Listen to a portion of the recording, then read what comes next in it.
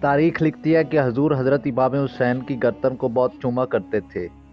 کیونکہ آپ کو پتا تھا کہ یہ گردن میرے دین کے لیے کٹ تو سکتی ہے مگر جھک نہیں سکتی۔ آج کی اس ویڈیو میں ہم آپ کو کربلا کی اس دردناک واقعہ سے آگاہ کریں گے جس کو تاریخ میں سیاہ الفاظ سے لکھا جاتا ہے۔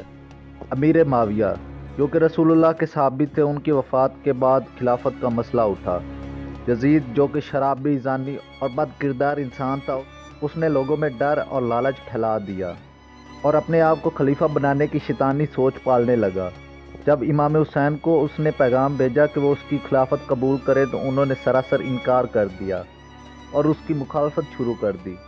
یزید، جو اس وقت کے بہت زیادہ طاقتور لوگوں میں شمار ہوتا تھا، اس کے سامنے کسی کا بس نہ چلتا تھا۔ اس کا سامنا اب نواسہ رسول سے تھا۔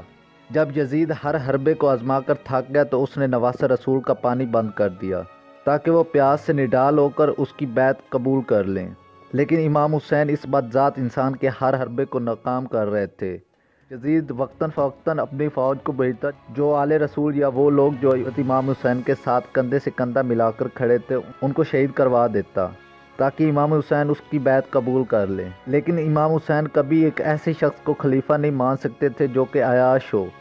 آخر کار وہ دن آ گیا جب امام حسین نے 72 جانساروں کے ساتھ کربلا کے میدان میں قدم رکھا۔ امام حسین ایک ایک کر کے سب کو لڑائی کے لیے بھیجتے اور ان کا ایک ایک مسلمان سپاہی سینکڑوں کافروں پر بھاری پڑتا اور آخرکار جام شہادت نوش کرتا، اور آخرکار وہ بچ گئے جو رسول اللہ کے سجدے کے دوران ان کے کندھوں پر سوار ہو جاتے اور آپ اپنا سجدہ بڑھا دیتے۔ شمر پوچھتا ہے، حسین اب بھی وقت ہے، بیعت کر دو، جان بخش دوں گا۔ لیکن امام حسین، جن کے سر پر اپنے والد سے ملنے کا جنون اور علی کا خون تھا، انہوں نے فرمایا کہ میں یزید کی بیعت نہیں کروں گا، چاہے اس کے لیے میری جان ہی کیوں نہ چلی جائے۔ آپ لاکھوں کی تعداد کے اس لشکر کے سامنے اکیلے کھڑے تھے، کافروں کی طرف بڑھے اور بہت کم ہی دیر میں سینکڑوں کافروں کو جہنم واصل کر دیا۔ شمر کہتا ہے، یہ علی کا خون ہے، تم جتنا مرضی تعداد میں کیوں نہ ہو یہ تمہیں ختم کر دے گا۔ اس نے کہا کہ جس کے پاس جو چیزیں ہیں وہ دور سے مارے۔ لاکھوں کی تعداد میں تیر آئے جو امام حسین کے جسم پر آ لگے، جس کی وجہ سے آپ کربلا کی زمین پر آ گرے، لیکن گرے ہوئے حسین کے سامنے بھی ڈر کے مارے کوئی کافر نہ جاتا۔ مگر شمر بدبخت انسان آگے بڑھا، اس نے امام حسین کا گلا کاٹنے کے لیے امام حسین کو سیدھا کیا تو آپ کے لب ہل رہے تھے۔ سننے کی کوشش کی تو کیا سنتا ہے کہ ان کی زبان سے قرآن جاری تھا، مگر پھر بھی اس بھیڑیے نے چند دولت کی خاطر نواسہ رسول کا سر قلم کر دیا،